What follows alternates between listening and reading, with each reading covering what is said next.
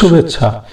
SP মাসুদের নেতৃত্বে যুবলীগ নেতাকে হত্যাকাণ্ড ঘটেছে জেলখানার ভেতরেই।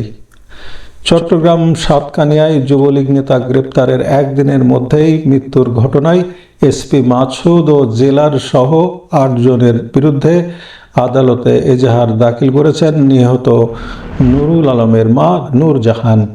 এজাহারে উল্লেখ করা হয়, গত 22শে জুন 7-8 জন সদস্যের একটি পুলিশের টিম যুবলীগ নেতাকে গ্রেপ্তারের উদ্দেশ্যে বাসায় আসে। যুবলীগ নেতা নুরুল আলমের মা নূরজাহান পুলিশের উদ্দেশ্যে জিজ্ঞেস করেন নুরুল আলমের বিরুদ্ধে কোনো মামলা আছে কিনা। নুরুল আলমের মায়ের ভাষ্য অনুযায়ী এই সময় ওসি পরিচয় দেওয়া নুরুল আলম ও জাহাঙ্গীর আলম নামের 2 জন পুলিশ সদস্য যুবলীগ নেতার পেট ও বুকে লাথি মারতে থাকে, মুখে ঘুষি মারার পাশাপাশি টেনে হিঁচড়ে নিয়ে যেতে চাইছিলেন। এই সময় এসআই আনোয়ার এবং কনস্টেবল ইমদাদ যুবলীগ নেতার বুক বরাবর লাথি মারতে থাকে। মা নূরজাহান একসময় পুলিশ সদস্য জাহাঙ্গীরের পা ধরে আকুতি করলেও জাহাঙ্গীরের মন গলাতে পারেনি। উল্টো ফোন কলে জাহাঙ্গীরকে বলতে শোনা যায় তিনি যুবলীগ নেতা নুরুল আলমকে নিয়ে 2 নম্বর গেটে আসছেন।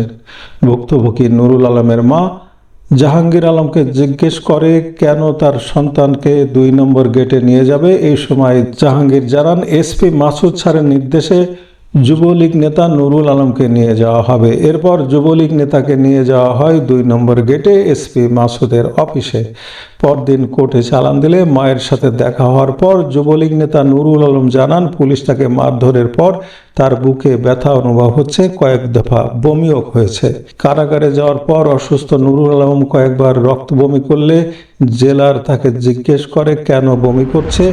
এই সময় যুবলীগ নেতা পুলিশের মারধরের বিবরণ জানালে স্বয়ং জেলার নিজেই ছাত্রলীগ নেতা নুরুল আলমকে মারধর করে এবং এক পর্যায়ে মৃত্যুর কোলে লুটিয়ে পড়ে যুবলীগ নেতা নুরুল আলম।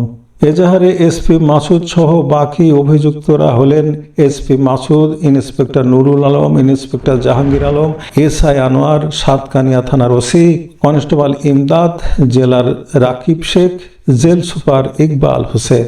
ধন্যবাদ।